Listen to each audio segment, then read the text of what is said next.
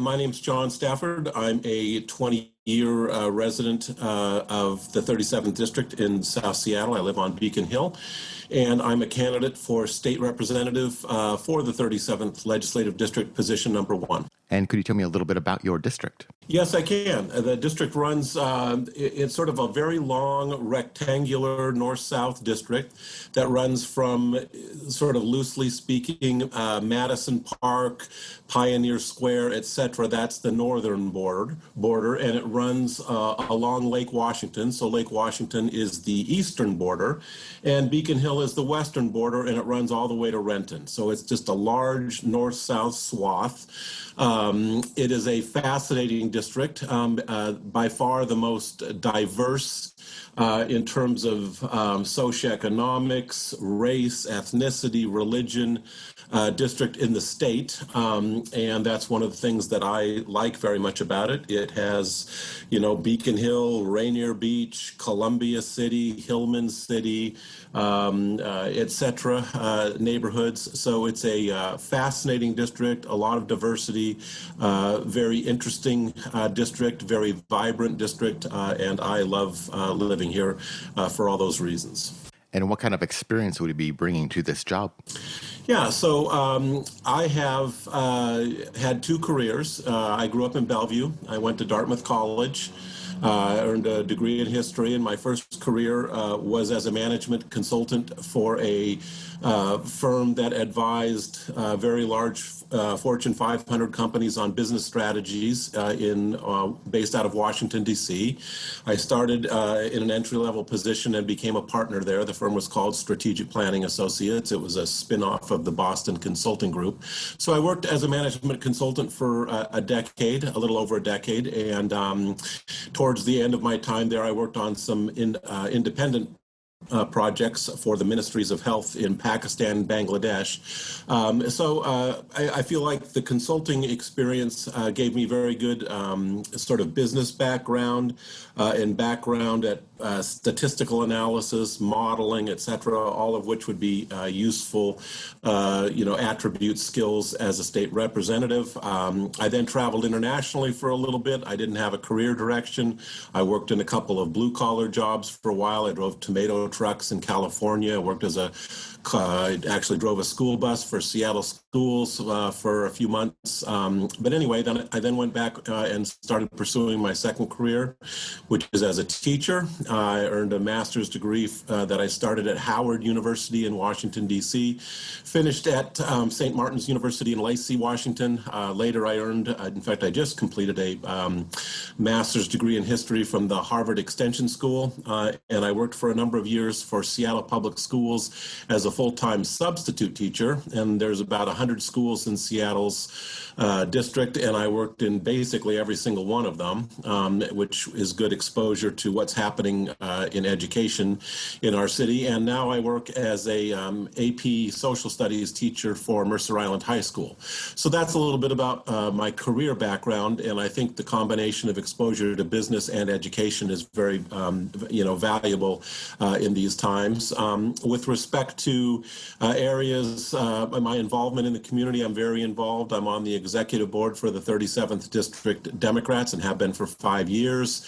I've published over 40 articles on public policy and on politics for the South Seattle Emerald.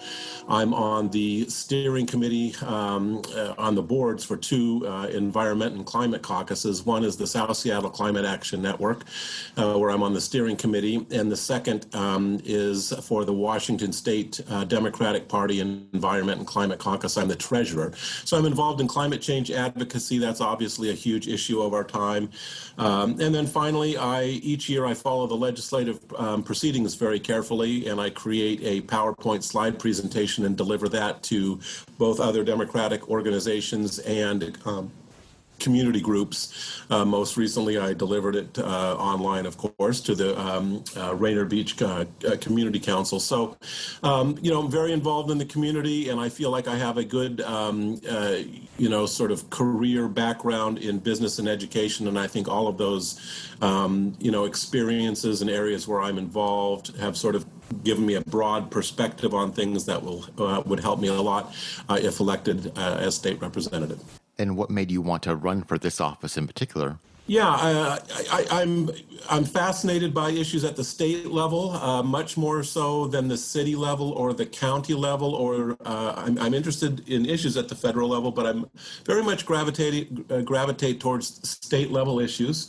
And in this particular time, it's just a very momentous time. And I'm interested in participating in, contributing to the solutions to the major issues that are presenting us. I describe our times as being characterized by 5 concurrent crises: the public health crisis of the pandemic, the economic crisis of the recession, the pending budget crisis in Olympia. There's a $9 billion revenue shortfall, roughly $8.8 billion over the next 3 years, the climate change crisis, and finally the demands for racial justice creates another major challenge. So they're very painful times in a lot of ways, but they're also times that represent a huge opportunity for our society if we can deal with these crises not as short-term problems to be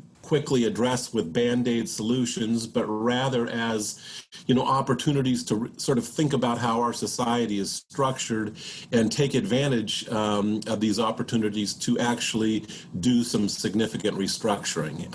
And so I'm very interested in participating in trying to develop and implement the solutions that will be structural, I believe, to address these crises. One of the biggest issues right now is this pandemic. Do you have any thoughts about how the state has handled it so far and what you think we should do in the future? Yes, I mean, the federal response, of course, has been an unmitigated, inconceivable disaster for a country as, historically influential and momentous as the United States. It's actually just inconceivable that we've done such a poor job.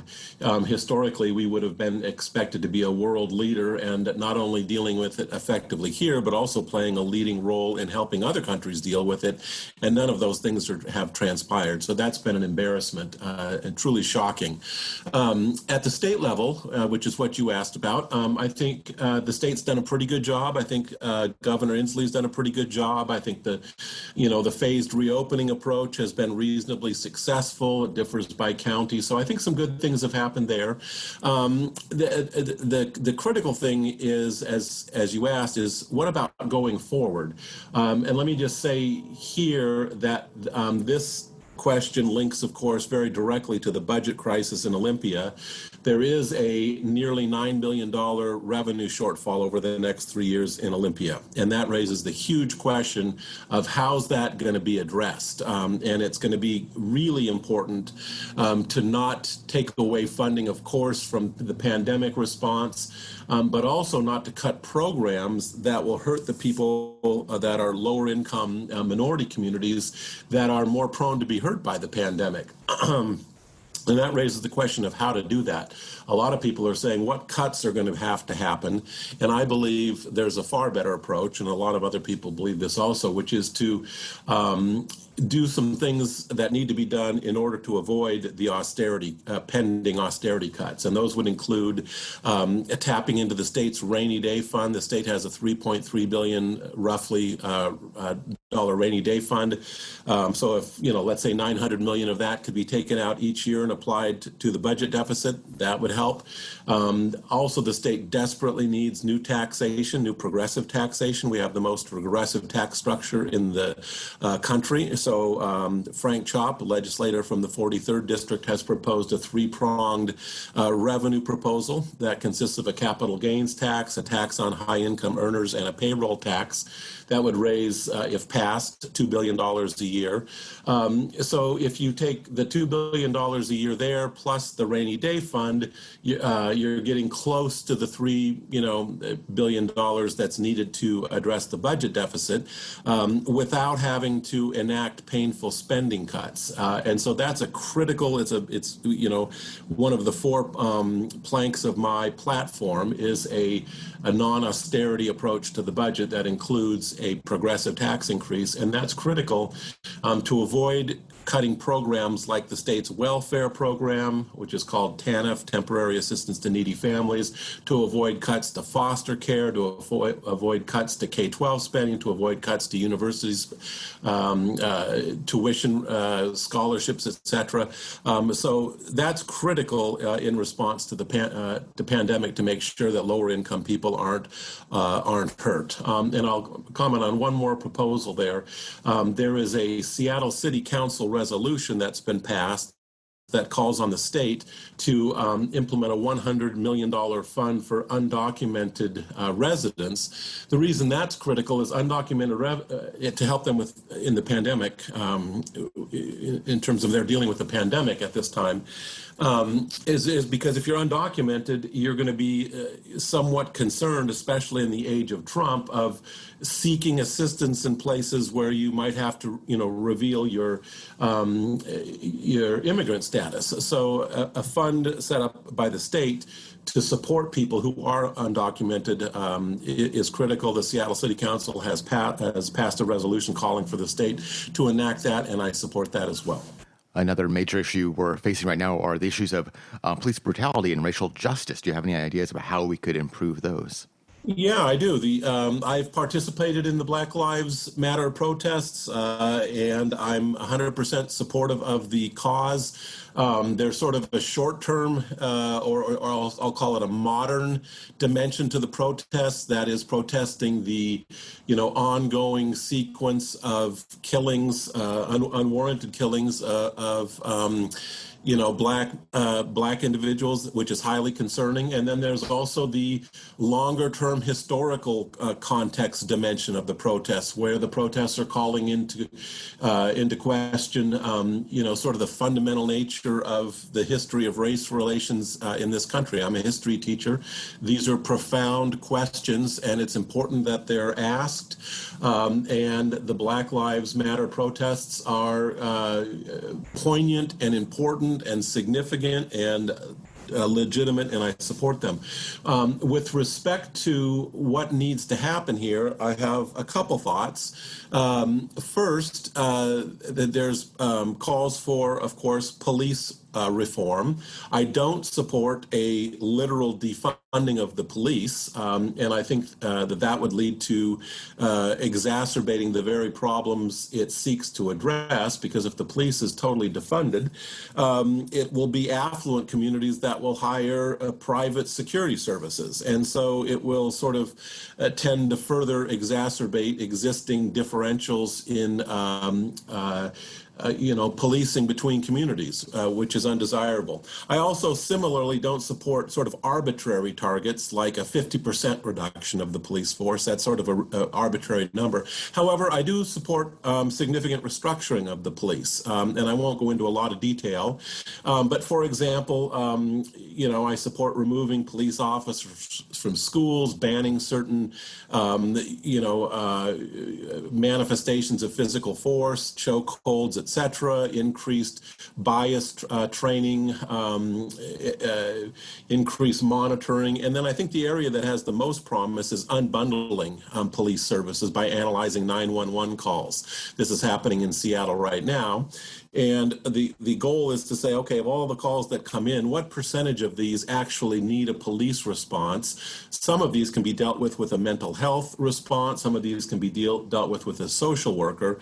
So you sort of unbundle what the police is charged with responding to. And in so doing, you will realize that the police do not need to be participating a lot in a number of these calls, and that will allow the police force to be reduced. So I do favor a reduction of policing by whatever level is deemed, sufficient according to the analysis. So it should be a ground-up process, not a top-down number that's just picked to apply to the situation. So police reform is big, is very important. Second, and a lot of people have acknowledged this, it needs to be extended, the reforms due to criminal justice as well. The criminal justice system, as we all know, incarcerates just a far higher, it's about a five-fold differential per capita for African Americans than Caucasians. So there needs to be reforms here. Increased focus on rehabilitation programs, increased focus on reentry programs, the restoration of felony voting rights for ex-felons, and perhaps most importantly, diversion courts. So if an individual is caught, let's say, for example, on a low-level drug charge, maybe cocaine possession or something like that, rather than immediately seek to put them into the criminal justice system where they're separated from their family, they can no longer earn, that has economic implications, family stability implications, etc.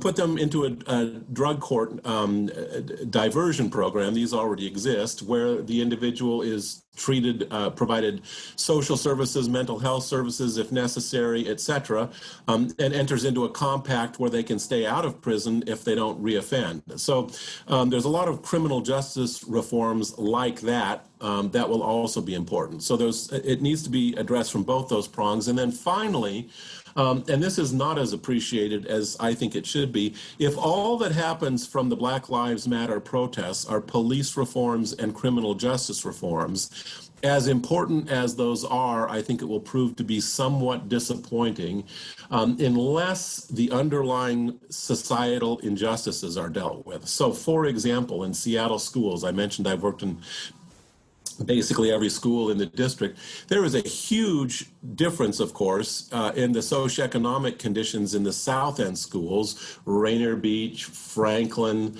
Cleveland, etc., versus those in the North End, Ingram, Nathan Hale, Roosevelt, Ballard. At the high school level, the same situation applies to middle schools and elementary schools. So, for example, Rainier Beach in the South End, in my district, has roughly 2/3 of its students are on free and reduced lunches. And if you go to Roosevelt in the North End, of course, the number is, I believe, 9%. And these differences create, huge differences in how in educational challenges. They translate into ongoing year-by-year differences in test score performance, college admissions. So unless the society is going to start to deal with these kinds of inequities, I believe that we're going to be frustrated by the lack of systemic change that comes from changes just in policing and criminal justice. So without going into too much detail, one of the proposals for education reform is to have schools within a district, let's say Seattle, but it would apply to other districts in the state. Once there's this significant enough difference once a school moves to a point where its free and reduced lunch population is too high, so let's say, for example, Rainier Beach or Franklin or Cleveland, it would trigger differential spending levels within the Seattle school district. So Roosevelt would actually get less spending per pupil, and the three schools and others in South Seattle would get more. Higher teacher compensation, higher administrator compensation, lower class size, more wraparound services like counselors, and the introduction of AP and or international baccalaureate programs. And the whole purpose here is to make the statement that as a society, we're not going to tolerate year in, year out these massive injustices, inequities at the socioeconomic and, racial, ethnic level that lead to huge differences in levels of opportunity. Instead, we're going to address them, and we're going to address them in a way that favors the lower income communities at the expense of the higher income communities. So Obviously, this is contentious. These types of programs are in varying degrees in place in certain districts around the country. The more affluent districts are not going to, generally be supportive of this. But these types of things are done already for these kinds of differentials for English as a second language. We allocate different levels of funding for schools with more students in that category, and also for special education. So really what I'm advocating for is just adding another category, which would be, high percentage of students on free and reduced lunch. So the broad point, of course, being, as I've said, yes, police reform is critical. Yes, criminal justice reform is critical. But in addition to those, we need to start to address underlying societal socioeconomic justices that lead at a foundational level to a lot of the problems in the first place. What are some of the things that can be done at the state level to help solve our homelessness crisis? Yeah, so homelessness is a big deal, and it's, of course, compounded by the pandemic because if an individual becomes homeless during the pandemic, of course, their risk of contracting COVID-19 increases. That has huge implications for their employability, et cetera. So this needs to be addressed, especially, severely, so to speak, during this time. So there's a few things that can be done.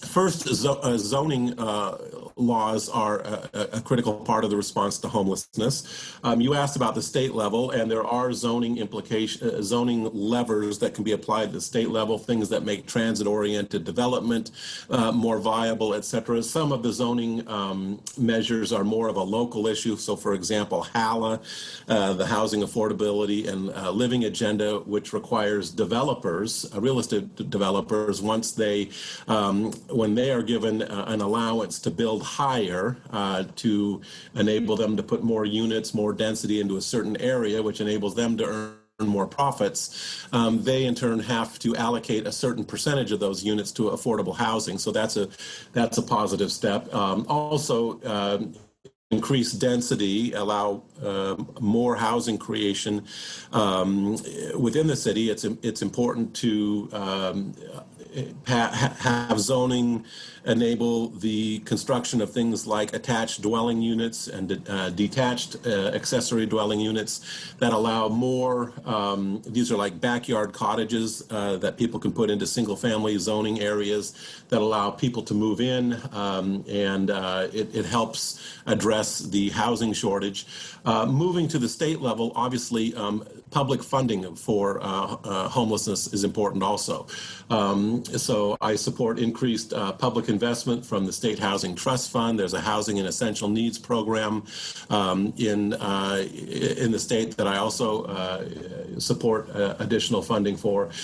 So there's a number of levers, a number of possibilities ranging from zoning to public financing of homelessness that's critical. I also mentioned the $100 million fund to provide economic support to undocumented residents. That will make a difference in homelessness. And I guess my two final thoughts here. One is the homelessness crisis needs to be addressed through different models. There's not just one appropriate housing strategy for homelessness. Navigation teams can play a role.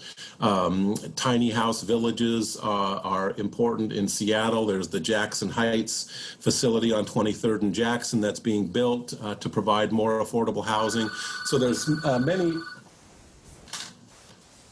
many different levers that can be pursued to address the homelessness challenge. And I had one final thought, but I think it has escaped me. Perhaps it'll come back in a moment. Yeah. As I'm sure you're aware, we live in incredibly polarized times. How would you work to help bring people together? Yeah, so this is an important question, so my thought on this is maybe a little bit non-standard. And I'm going to link it to an area of public policy, okay, and that's climate change, which is an area that I'm involved with. In the upcoming legislative session, the first thing that people will think, and accurately so, is that the focus is going to be on the pandemic response, the focus is going to be on the economic recession, the focus is going to be on the budget crisis, and climate change is going to have a tendency to sort of fall onto the back burner much more so than it should. This is, a central focus of my campaign is keeping climate change front and center. So the approach that I'm recommending is, given that it won't have that much manpower or legislative, attention, capacity, focus on it, it needs to be focused on high-impact, low-cost programs. And I have five.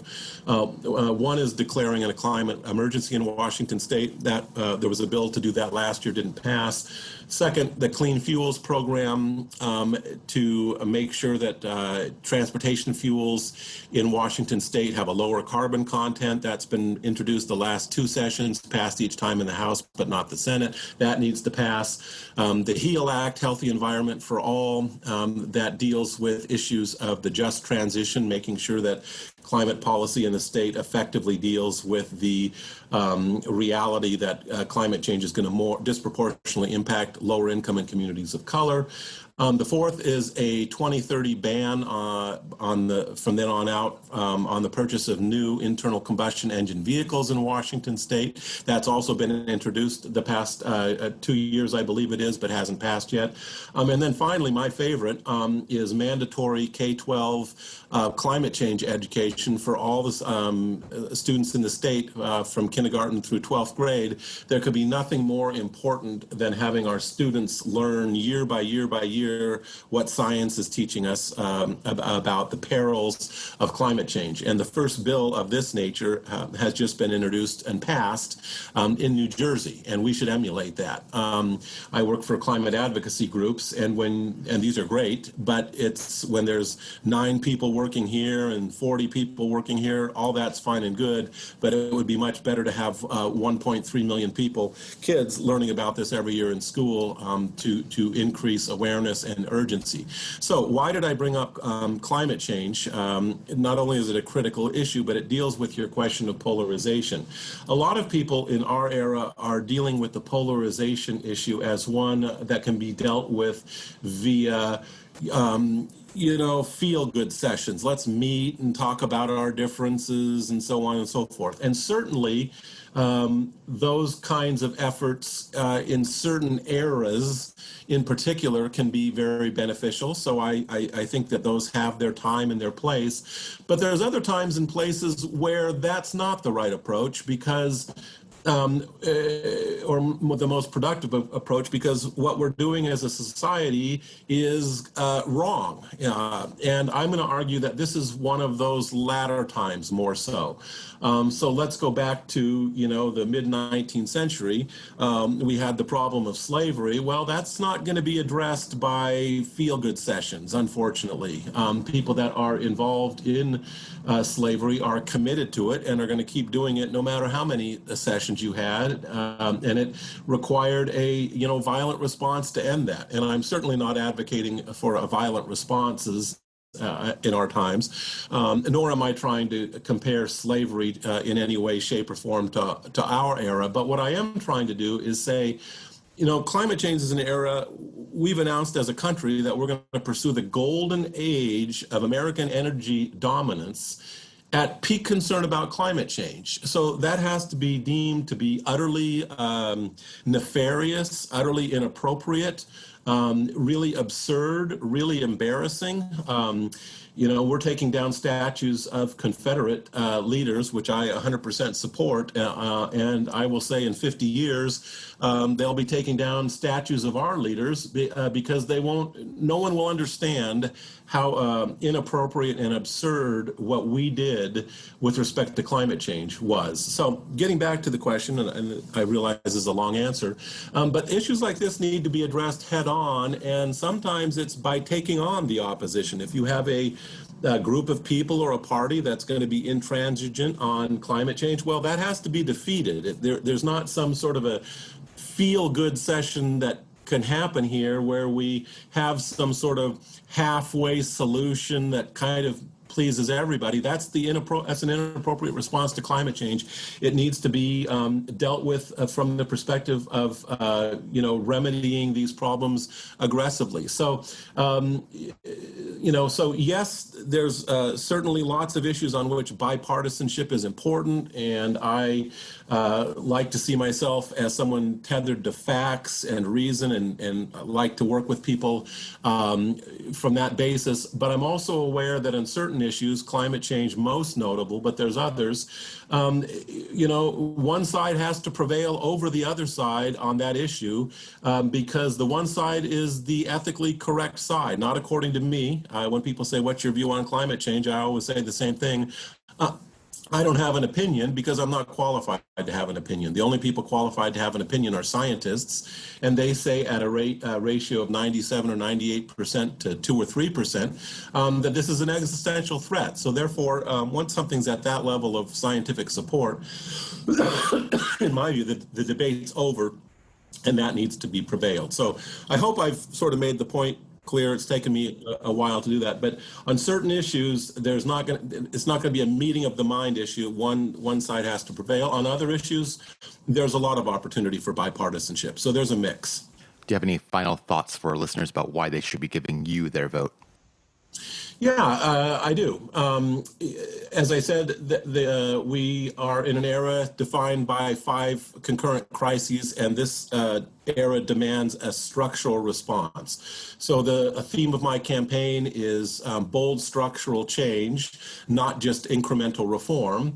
And I have bold proposals on a number of issues. I've mentioned dealing with the state budget crisis through a non-austerity approach. That's one of my top 4 campaign proposals.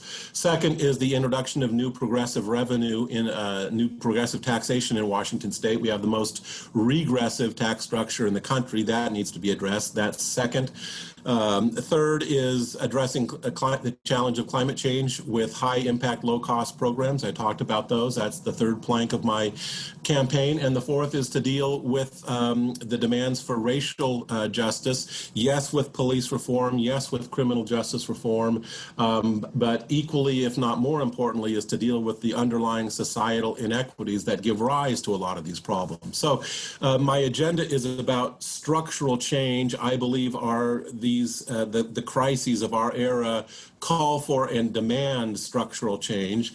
And I believe that my background on climate change advocacy, writing articles on policy, involvement with the Democratic Party, in the consulting profession, as an educator, et cetera, provide a good mix of experiences and skills, attributes, orientation, coupled with a very progressive agenda to deal effectively and contribute effectively to these structural solutions that are so needed at this time.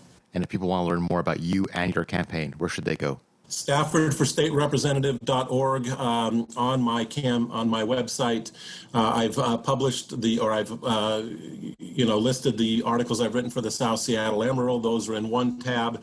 During the campaign season, I held the primary season. I've held what I call a substantive Saturday with Stafford session, where I have a slide presentation delivered over Zoom on a number of topics: homelessness, housing, the pending budget crisis in Olympia, tax reform, racial justice demands, etc.